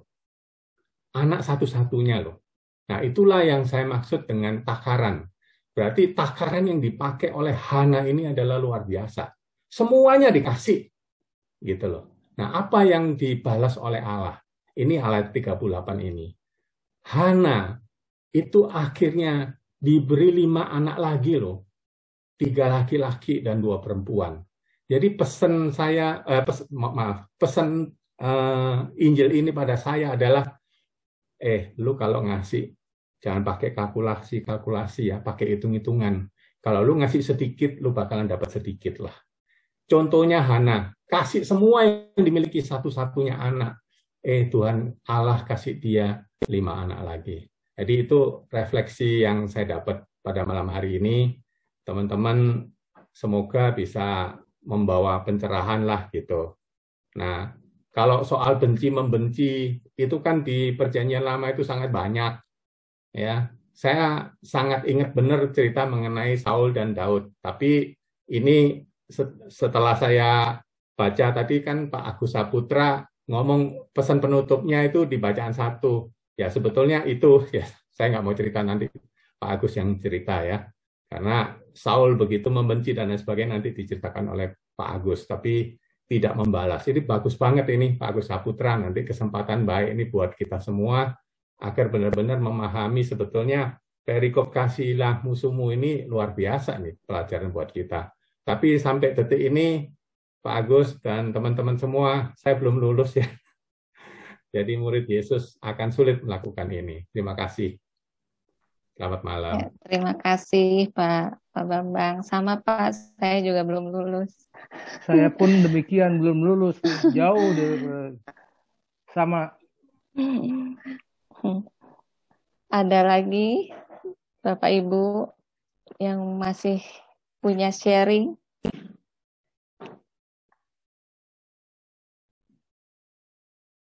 Mari silahkan. Sebelum dilanjutkan oleh Pak Agus. Pak Agus mau lanjutkan ya? Belum. Suaranya masih di mute, Pak. Masih di mute, Pak Agus. Oh, ada yang mute. Ya. Terima kasih Pak Bambang ya sudah bantu saya menyimpulkan, dan sudah Bu Rosita dan Pak Bambang udah nyenggol-nyenggol bacaan pertama. Maka saya sekarang akan bacakan bacaan pertama dulu. Pak San mungkin boleh ditampilkan bacaan pertama. Nah, bacaan pertama ini dari kitab 1 Samuel ya. Saya akan bacakan. Bapak Ibu mungkin boleh menyimak ya. Pada waktu itu berkemaslah Saul dan turun ke padang gurun Zif dengan 3.000 orang yang terpilih dari orang Israel untuk mencari Daud di padang gurun itu. Datanglah Daud dengan Abisai kepada rakyat itu pada waktu malam. Dan tampaklah di sana Saul berbaring tidur di tengah-tengah perkemahan, dengan tombaknya terpancang di tanah pada sebelah kepalanya. Sedangkan Abner dan rakyat itu berbaring sekelilingnya. Lalu berkatalah Abisai kepada Daud, pada hari ini Allah telah menyerahkan musuhmu ke dalam tanganmu. Oleh sebab itu, izinkanlah kiranya aku menancapkan dia ke tanah dengan tombak ini, dengan 1 tikaman saja. Tidak usah dia kutancapkan 2 kali. Tetapi kata Daud kepada Abisai, jangan musnahkan dia, sebab siapakah yang dapat menjamah orang yang diurapi Tuhan dan bebas dari hukuman?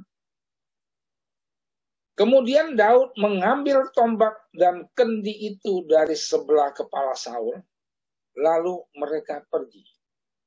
Tidak ada yang melihatnya, tidak ada yang mengetahuinya, tidak ada yang terbangun, sebab sekaliannya tidur, karena Tuhan membuat mereka tidur nyenyak. Setelah Daud sampai ke seberang, berdirilah ia jauh-jauh di puncak gunung, sehingga ada jarak yang besar antara mereka. Lalu Daud berseru kepada Raja Saul, inilah tombak itu, ya tuanku Raja. Baiklah salah seorang dari orang-orangmu menyeberang untuk mengambilnya. Tuhan akan membalas kebenaran dan kesetiaan setiap orang. Sebab Tuhan menyerahkan engkau pada hari ini ke dalam tanganku. Tetapi aku tidak mau menjamah orang yang diurapi Tuhan. Inilah dari bacaan pertama ya. Tadi saya mengatakan referensinya dari bacaan Injil dengan bacaan pertama. Memang tadi sudah di-sharingkan, sudah dikatakan terutama oleh Pak Bambang bahwa memang Injil hari ini sangat sulit. Bahkan Pak Bambang mengaku belum lulus menjadi murid Yesus. Saya pun belum lulus Pak Bambang. Saya kira Injil Lukas hari ini memang benar-benar mengingatkan kepada kita semua ya, bahwa untuk menjadi murid Yesus itu tuh enggak segampang. Apakah saya sudah bisa melakukan perintah-perintah tadi? Jujur aja, secara manusiawi saya juga belum. Tetapi karena saya dan teman-teman khususnya yang ada di sahabat KKS ini saya yakin kita semua adalah orang-orang yang terpanggil untuk belajar mendalamin kitab suci. Ya. Jadi kita semua sebenarnya sama-sama. Kita sama-sama belajar. Belajar tidak ada selesai. Kita nanti lulusnya tuh nanti kalau sudah siap menghadap Bapak itu baru lulus. Ya. Jadi selama masih belum siap menghadap Bapak ya sebenarnya kita belum lulus semua. Ya. Nah, kembali apa relasinya antara bacaan pertama dengan Injil tadi? Di sini bacaan pertama digambarkan bahwa Saul itu kan benci banget sama Daud ya. Bahkan ingin membunuh Daud. Di sini digambarkan dengan 3.000 orang terpilih. Nah, untuk membunuh Daud aja, Saul membutuhkan 3.000 orang terpilih untuk membunuh Daud. Ya. Tetapi apa yang terjadi? Ya. Bahwa itu pada waktu malam itu Saul dibuat tertidur di tengah-tengah perkemahan dengan tombaknya terpancang di tanah di sebelah kepalanya. Sedangkan Abner dan rakyat itu berbaring sekelilingnya.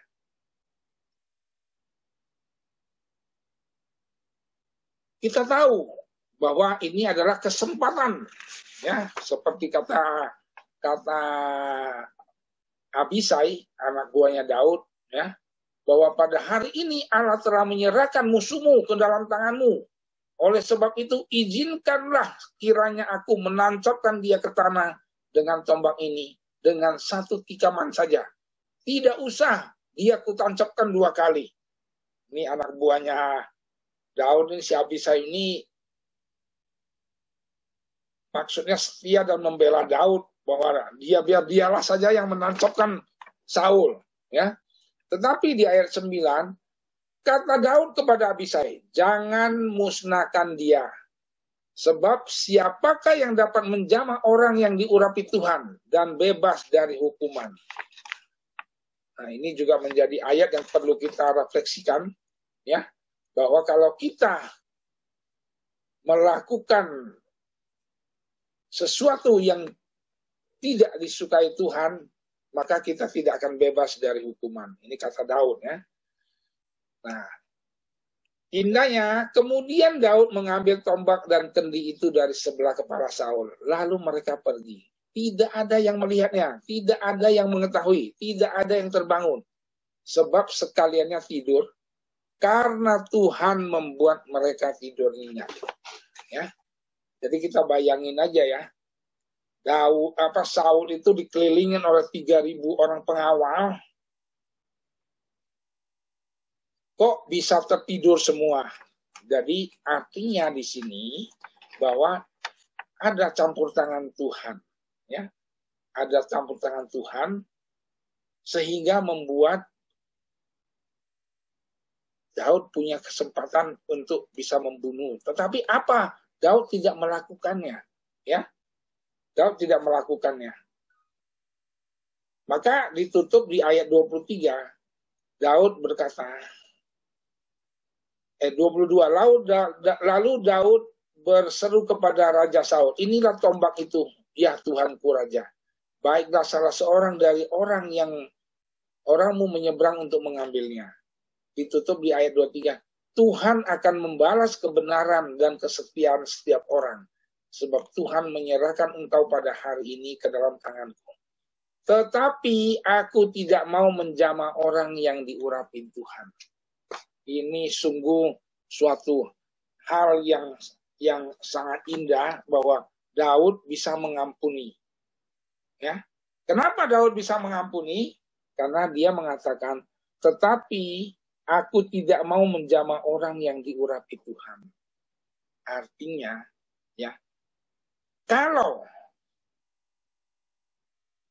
kita percaya Tuhan itulah yang memberi kesempatan kepada Daud. Dan Tuhan jugalah yang ikut campur tangan supaya Daud bisa memberikan pengampunan. Jadi pengampunan dari kita Kalau kita mau melakukan, yaitu bahwa rahmat Tuhan itu selalu akan mengikuti orang yang benar dan orang yang mau melaksanakan perintah Tuhan. Jadi kembali kepada Injil, karena ini perintah Tuhan dan kita mau menjalanin, maka kita pasti bisa mengampuni. Ya. Tadi kita bahas secara manusiawi, kita tidak mungkin menjalani perintah Tuhan ini. Ya, secara manusiawi. Tetapi karena adanya rahmat pengampunan dari Tuhan, rahmat Tuhan itulah yang diberikan kepada kita masing-masing supaya kita ada pengampunan. Dengan pengampunan, dengan rahmat pengampunan dari Tuhan, kita semua pasti bisa menjalani perintah Tuhan ini. Saya percaya ketika kita mau mengampuni karena adanya rahmat Tuhan. Secara manusiawi, saya tidak mudah untuk mengampuni.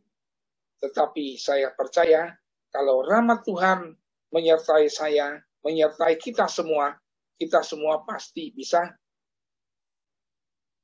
mengampuni. Sehingga dengan adanya pengampunan, kita bisa melaksanakan perintah Tuhan pada hari ini. Tadi Pak Bambang dan lain-lain, Pak Harun bilang, saya juga belum lulus. Saya percaya kita semua belum lulus. Saya juga belum lulus. Tapi paling tidak, melalui bacaan hari ini, melalui pendalaman iman kita malam hari ini, kita semua pasti mau belajar, ya, untuk mengasihi dengan murah hati. Untuk mengasihi dan murah hati, kita butuh pengampunan dari Tuhan. Supaya kita semua bisa menjalani perintah Tuhan kepada kita pada malam hari ini melalui bacaan Injil bab 6 ini. Mungkin itu adalah rangkuman yang tadi saya janjikan kepada Bu Eni, Bu siapa tadi? Ya, bahwa jawabannya adalah bahwa kita butuh Tuhan. Apapun yang akan kita lakukan, tidak ada yang mustahil kalau kita pertama memohon rahmat Tuhan. Ya, jadi kita semua jangan kecewa, jangan berkecil hati. Memang kalau kita hitung pakai pikiran manusiawi, sulit kita semua menjalani perintah Tuhan ini. Tapi karena kita pertama-tama mau datang menghadap Tuhan, memohon rahmat pengampunan dari Tuhan. Seperti juga Daud bisa mengampuni Saul yang mau membunuh dia. Dan Tuhan juga memberi kesempatan sebenarnya kepada Daud untuk membunuh Saul. Tetapi kata Saul, ya, aku tidak mau menjamah orang yang diurapin Tuhan. Karena Daud tetap percaya betapa bencinya Saul kepada Daud, itu Saul tetap adalah orang yang diurapi Tuhan. Nah, dari sinilah kita belajar untuk mau mengasihi, mau mengampuni. Betapapun jahatnya orang, bahwa kita harus percaya itu juga adalah orang-orang anak-anak Tuhan juga. Apakah dia itu sebagai orang yang jahat, orang yang tidak baik kepada saya, kepada kita semua. Tetapi kalau kita percaya, dia tetap juga adalah orang yang diutus oleh Tuhan ke dunia ini. Maka kita tetap harus bisa mengampuni, mengasihi dengan murah hati. Ya, mungkin inilah rangkuman dari bacaan pertama yang saya tarik benang merahnya kepada Injil Lukas ini. Karena Injil ini kalau tanpa kita melihat dari bacaan pertama, tanpa adanya pengampunan, sulit sekali melaksanakan perintah Tuhan melalui bacaan Injil ini. Bahkan tadi Pak Bambang yang memang ahli dalam kitab suci pun mengatakan belum lulus. Ya, apalagi saya juga belum, ya. Tapi karena saya percaya, saya menyadari tiada yang mustahil bagi Tuhan. Kita semua pasti akan lulus. Masalahnya kita mau nggak datang memohon rahmat pengampunan dari Tuhan.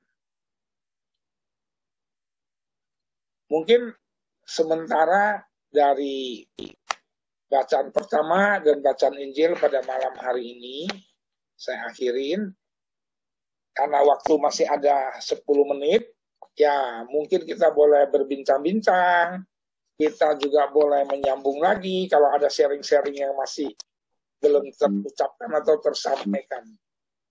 Saya kembalikan kepada Bu Yunita. Iya, terima kasih Pak Agus. Ini Paulus buka video, apa mau bertanya, Bro Paulus? Silahkan dibuka suaranya. Terima kasih Bu Yunita. Terima kasih Pak Agus. Perikop ini sangat mengilhami saya di dalam segala masalah yang ada, bahwa kita selalu mesti fokus kepada Tuhan. Saya senang sekali tadi mendengarkan Bu Rosita mengatakan semua itu tidak bisa terjadi kalau kita tidak punya relasi dengan Tuhan. Relasi yang bagaimana?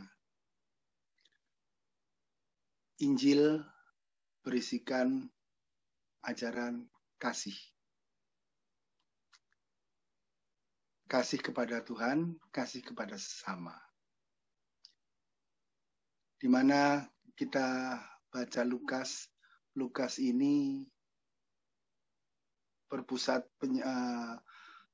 pengajarannya kepada orang Yunani yang terlalu logis.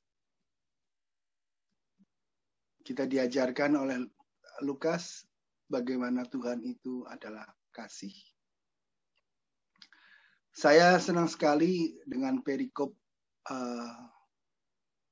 Perjanjian Lama tentang Daud dan Saul. Tapi kalau saya lebih senang suatu cerita yang lain di mana Daud bisa menemukan Saul di gua ketika Saul sakit perut dan buang hajat.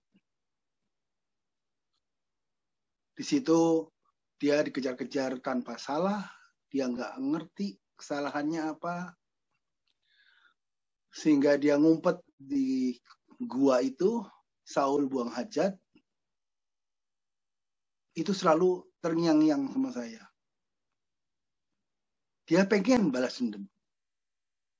Tuhan kasih sama dia. Nih. Tapi dia tidak lakukan. Karena dia punya suatu relasi sama Tuhan. Sehingga dia sobek jubahnya. Dan dia buktiin, kamu nyawanya sudah di tanganku. Kamu lagi beol, saya bisa tusuk. Dan yang kedua, cerita tentang Saul lagi tidur. Siapa yang diurapi? Ya kita semua. Manusia ini diurapi.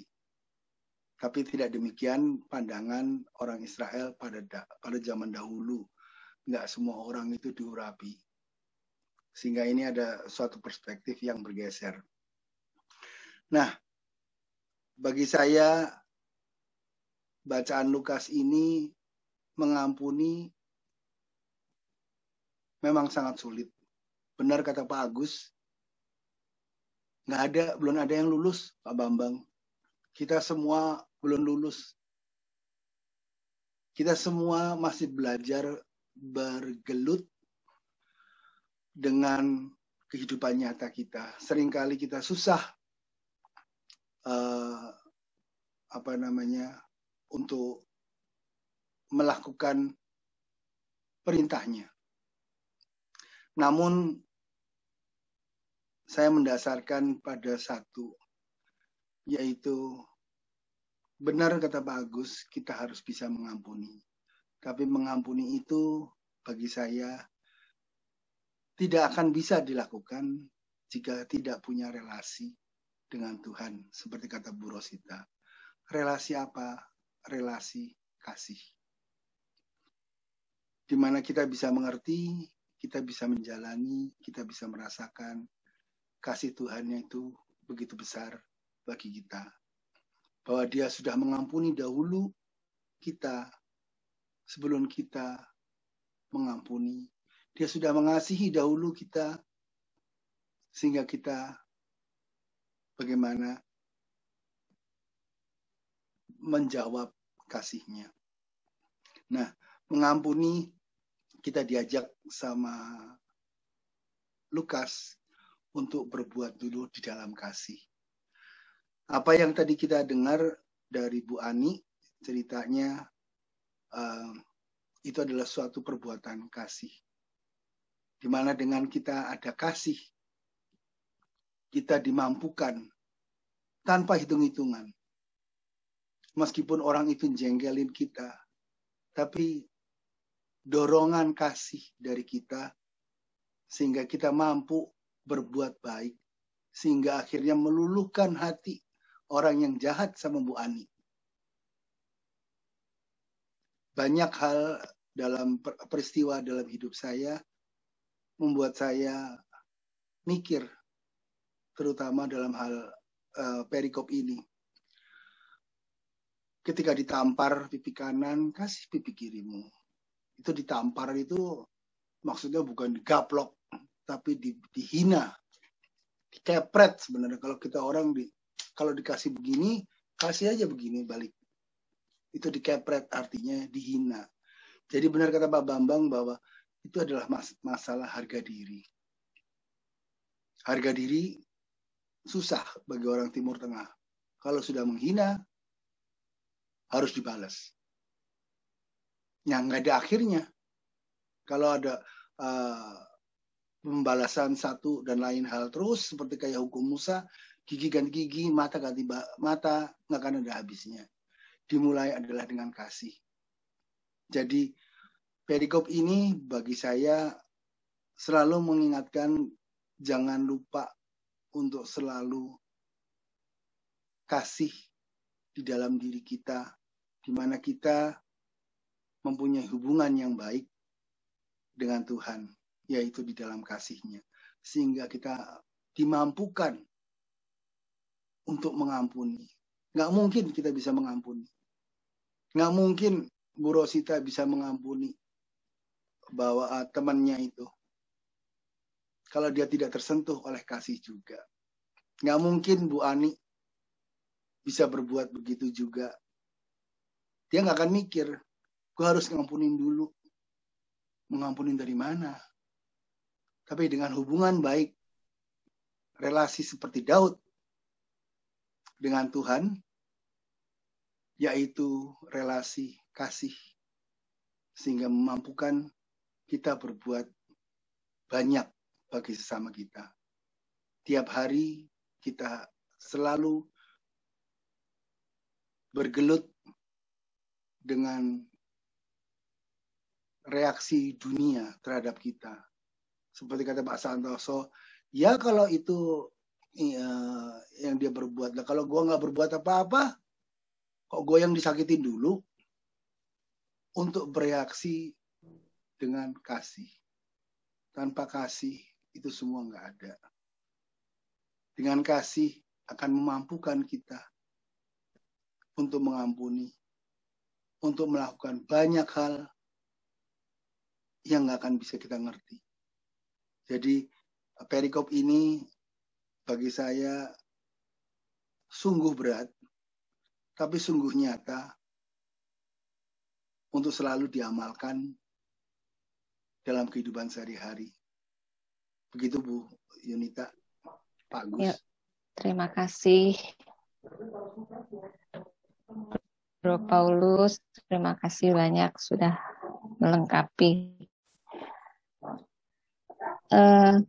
Sebelum penutup, saya ada sedikit yang ingin saya tanyakan nih Pak. Pertanyaan yang tadi kan Pak Agus bilang Tuhan membuat mereka tidur nyenyak, itu ada campur tangan Tuhan. Nah, lalu apakah ini orang-orang yang ngeselin kita, membuat kita marah, jahat, itu tadi ada, apakah itu juga ada campur tangan Tuhan, mereka didatangkan ke kita-kita?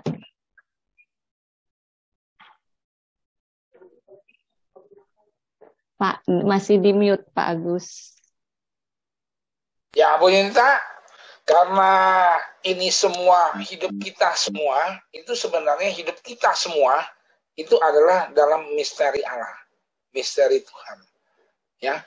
Jadi kalau bagi saya pribadi ya, ini pribadi saya, bahwa apapun yang terjadi dalam hidup saya, dalam hidup kita di dunia ini, bahwa mengacu kepada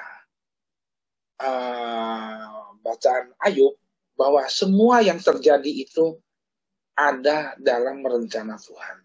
Atau bahasa halusnya, bahwa yang semua yang terjadi itu adalah seizin Tuhan. Ya, karena saya nggak bisa menjawab, karena ini semua hidup kita semua itu ada dalam misteri Tuhan. Ya, karena misteri, maka tidak ada jawaban yang bisa ini. Seperti pertanyaan Bu Yunita tentang orang semua dibuat tidur, apa percaya? Ya kan? Nah, kalau kita anggap cerita zaman sekarang lah ya, yang kita alamin saat ini, apakah Bu Yunita percaya bahwa COVID ini buatan Tuhan? Wabah, dalam arti, kalau dalam kitab yang disebut wabah itu adalah dari Tuhan. Ya. Saya pernah membaca satu artikel dari seorang kedokteran. Ya. Kita bukan mau berdebat tentang COVID ya. Dia mengatakan, dia ke dokter, dia orang dokter. Dia mengatakan ini bukan wabah. COVID ini bukan wabah katanya. Kalau wabah itu memang kehendak Tuhan. Kenapa? Argumennya adalah bahwa COVID ini bukan wabah karena COVID ini kok bisa terjadi di seluruh dunia. Karena dunia ini punya dua kutub, kutub utara dan selatan, itu ada dalam perbedaan cuaca, perbedaan situasi yang bertolak belakang. Ya, kok ini bisa terjadi? Nah, kita bukan mau berdebat ya, saya nggak mau berdebat. Maka saya katakan, ini COVID ini walaupun bukan buatan Tuhan, bukan dari kehendak Tuhan, tapi terjadi atas seizin Tuhan. Seperti apa yang dialamin oleh oleh Ayub, bahwa itu semua terjadi, apa yang dialamin oleh Ayub itu pun atas seizin Tuhan. Nah, jadi pertanyaan Bu Yunita, apakah ini orang-orang ini adalah kiriman Tuhan? Saya bilang bahwa Tuhan kita adalah maha baik, maha murah hati. Dia tidak membuat kita masuk dalam penderitaan. Tetapi apapun yang terjadi itu adalah seizin Tuhan supaya kita bisa belajar. Ya. Dengan COVID pun kita sebenarnya Tuhan mengizinkan kita belajar. Apa yang saya belajar dari peristiwa COVID? Bahwa saya harus lebih menjaga kesehatan saya. Ya, untuk pribadi saya, bahwa untuk menghadapi COVID, pertama, jagalah kesehatan diri kita. Ya, itu menurut saya. Ya, saya tidak mau berdebat, karena ini perdebatan yang sangat panjang kalau didebatin. Nah, maka berkaitan dengan pertanyaan Bu Yunita, itu pertanyaan yang sangat umum ditanyakan. Bahkan istri saya paling sering tuh nanya sama saya. Kalau Tuhan itu baik, Tuhan itu murah hati, kenapa ada orang jahat katanya? Saya juga bingung jawabin istri saya. Saya bilang, orang jahat yang ada di sekitar kita, sebenarnya itu terjadi atas izin Tuhan, supaya saya kita tidak berbuat seperti yang kita alami. Ya, jadi kalau ditanya apakah iya, nggak ada jawaban. Tapi saya menemukan jawaban secara iman bahwa sesuatu yang terjadi dalam hidup saya atau hidup kita yang tidak enak sekalipun, bahwa itu adalah misteri Tuhan supaya kita belajar. Ya, termasuk bacaan Injil hari ini sulit, nggak gampang, tapi kita bisa belajar. Kita diizinkan belajar. Maka sebagai penutup dari pertemuan malam hari ini, saya hanya bisa memberikan satu oleh-oleh kepada kita semua. Ya, oleh-olehnya ialah ingatlah ayat 31 dan ayat itu dibawa, disimpan, diingat sebagai ayat emas. Ya, maka kalau kita bisa mengingat ayat 31, maka kita bisa menjalankan perintah Tuhan ini.